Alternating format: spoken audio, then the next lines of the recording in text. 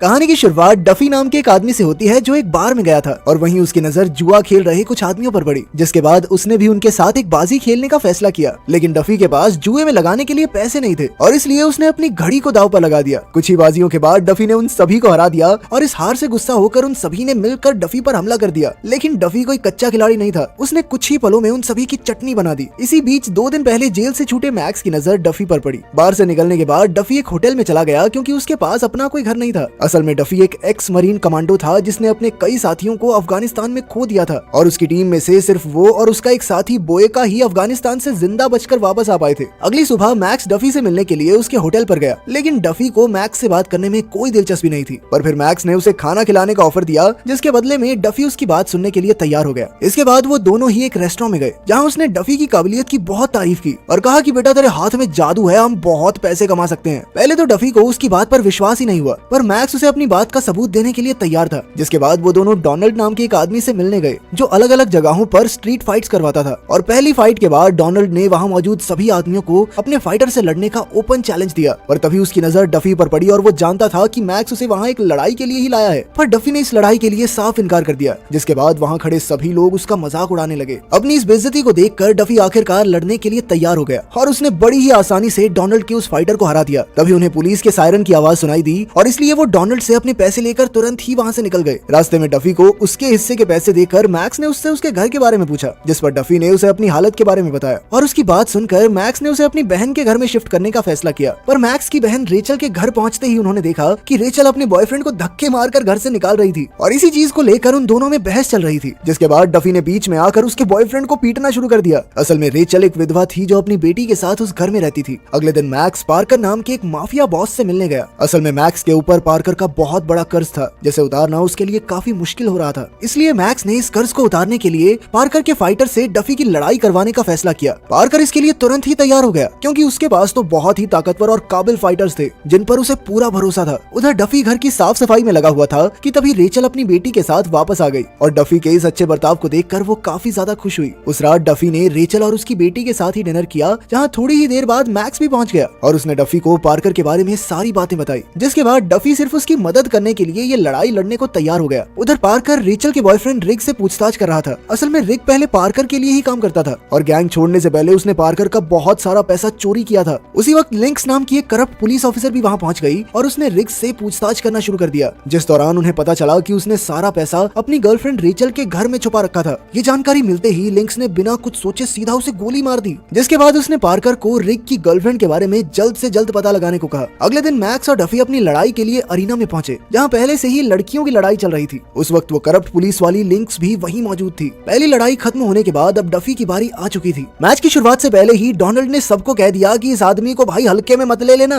पर इस चेतावनी के बावजूद भी लड़ाई शुरू होते ही डफी ने बड़ी ही आसानी से अपने दुश्मन को हरा दिया। मैच के बाद जैसे ही मैक्स और डफी वहां से निकलने लगे, तभी पार्कर ने उन्हें अपने सबसे खास आदमी फोर्ड से लड़ने के लिए चैलेंज किया। पर मैक्स जानता था कि फोर्ड तो बहुत ज्यादा ताकतवर है और दूसरी तरफ उसका कर्जा तो पहली फाइट से ही माफ हो गया था, इसलिए उसे इस चैलेंज को एक्सेप्ट करने में कोई दिलचस्पी नहीं थी। लेकिन फिर पार्कर कहने लगा कि अगर तुमने फोर्ड को हरा दिया तो मैं तुम्हें 3 गुना ज्यादा पैसे दूंगा। पर डफी ने कहा कि उस हैवान से लड़ने के 3 गुना नहीं भाई, 5 गुना पैसे लूंगा मैं। पर पार्कर तो उसके लिए भी तुरंत ही तैयार हो गया। लड़ाई की शुरुआत में फोर्ड पूरी तरह से डफी के ऊपर हावी था, पर तभी डफी की आंखों के सामने उसके अफगानिस्तान की लड़ाई की तस्वीरें आ गई, जिस वजह से वो अचानक से बहुत ज्यादा खूंखार हो गया। उसने एक के बाद एक वार करके फोर्ड की हालत पतली कर दी और आखिरकार एक बढ़िया मैच के बाद वो जीत ही गया। घर पहुंचकर मैक्स और डफी बहुत ज्यादा खुश थे। साथ ही मैक्स डफी को उसकी जिंदगी में भेजने के लिए भगवान का शुक्रिया अदा कर रहा था, क्योंकि वो जानता था कि उसके बिना वो कभी भी पार्कर का कर्जा नहीं चुका पाता। अगले दिन पार्कर ने लिंक्स को फोन करके रिक की गर्लफ्रेंड का एड्रेस बताया, जिसके थोड़ी देर बाद ही पुलिस की एक टीम रेचल के घर पहुंच गई।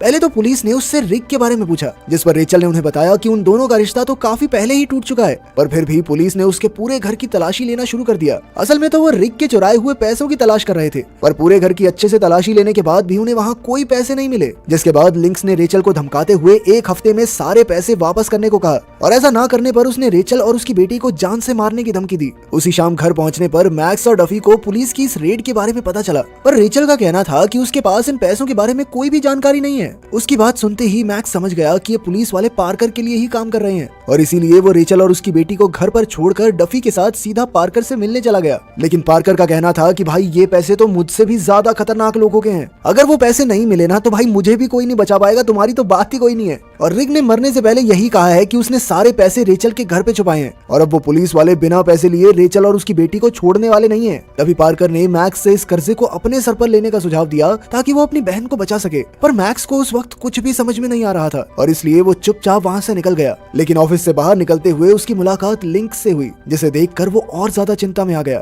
तभी डफी ने उसे शांत करते हुए बताया कि वो रेचल और उसकी बेटी को बचाने के लिए एक और बार लड़ने के लिए तैयार है। थोड़ी देर बाद डफी घर के बाहर अकेला बैठा था, तभी रेचल उसके करीब आई और उसने डफी से इतना ज्यादा कम सोने की वजह पूछी, जिस पर डफी ने उसे बताया कि जब भी वो सोता है तो उसे अफगानिस्तान में युद्ध के भयानक गंदे सपने आते हैं और उसे अक्सर अपने मरे हुए साथियों का चेहरा ही दिखाई देता है। उधर मैक्स डोनाल्ड के साथ मिलकर डफी के लिए एक बड़ी फाइट प्लान कर रहा था ताकि उससे मिलने वाले पैसों की मदद से वो पार्कर का सारा कर्जा चुकाकर अपनी बहन को बचा सके। उसकी परेशानी को सुनकर डोनाल्ड इस काम के लिए तैयार हो गया, पर इसके बदले में उसे 30% का हिस्सा चाहिए था। अगले दिन डोनाल्ड ने पार्कर को जाकर मैक्स के ऑफर के बारे में बताया और साथ ही अपनी बात को मनवाने के लिए डोनाल्ड ने पार्कर की थोड़ी ईगो छेड़ दी। उसने कहा कि अगर तुम अपनी पिछली हार का बदला नहीं लोगे तो लोग तुम्हें डरपोक कहेंगे, बताओ डरपोक हो तुम। जिसके बाद पार्कर ने तुरंत ताव में आकर कहा कि प्रधान तुम लड़ाई करवाओ, मैं अपने आप ले आऊंगा फाइटर। उसी शाम एक फाइट का आयोजन किया गया जहां सभी अमीर लोग पैसे लगाने के लिए पहुंच गए। उस समय लिंक्स और पार्कर भी वहीं पर मौजूद थे। उन दोनों को भरोसा था कि इस बार डफी नहीं जीत पाएगा, पर फिर भी लिंक्स का कहना था कि अगर डफी ये लड़ाई गलती से भी जीत गया तो सारे पैसे पार्कर को भरने पड़ेंगे।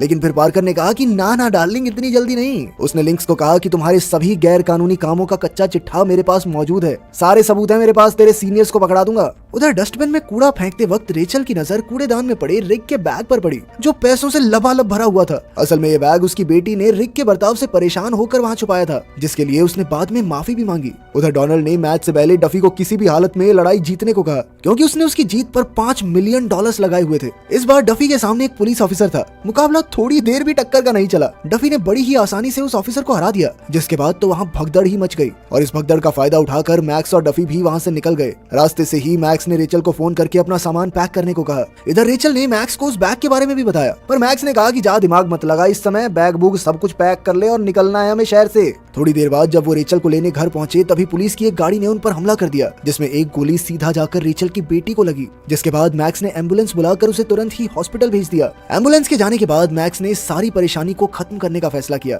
उधर डोनाल्ड लड़ाई के सारे पैसे लेकर फरार होने ही वाला था कि तभी लिंक्स के एक आदमी ने उसे गोली मारकर सारे पैसे छीन लिए। थोड़ी देर बाद डफी और मैक्स डफी के दोस्त बोयका से मिले और उसे सारी बात बताने के बाद डफी ने उससे हथियारों का जुगाड़ करने को कहा, पर बोयका ने कहा कि जुगाड़ कहां से करना है, सारे हथियार तो गाड़ी में पड़े हैं। वो भी उनके साथ इस लड़ाई में आना चाहता था, जिसके लिए डफी ने साफ इनकार कर दिया। लेकिन डफी ने अफगानिस्तान में कई दफा उसकी जान बचाई थी और इसीलिए उसने कहा कि भाई चाहे कुछ भी हो जाए, मैं तेरे साथ चलूंगा तो चलूंगा। इसके बाद वो तीनों सीधा पार्कर के ऑफिस पहुंच गए, जहां पार्कर ने उन्हें बताया कि लिंक्स और उसके साथी भी उस पर हमला करने के लिए यहीं आने वाले हैं। और उसके इतना कहते ही लिंक्स और उसके आदमियों ने उन पर ताबड़तोड़ हमला कर दिया। लड़ाई के बीच लिंक्स ने पार्कर को गोली मार दी, जिसके बाद उसने मैक्स को कैदी बनाकर डफी से हथियार छोड़ने को कहा, पर तभी मैक्स ने बड़ी ही चालाकी से लिंक्स को ही गोली मार दी। उन तीनों ने अपने सभी दुश्मनों को खत्म तो कर दिया, पर इस लड़ाई में बोयका मारा गया। अगली सुबह मैक्स अपनी बहन से मिलने के लिए हॉस्पिटल गया, जहाँ उसकी बेटी को होश आने के बाद उन्हें वापस घर भेज दिया गया, जहाँ रेचल को डफी की लिखी हुई एक चिट्ठी मिली, जिसमें उसने इतने दिनों तक उसे अपने घर पर रखने के लिए उनका धन्यवाद किया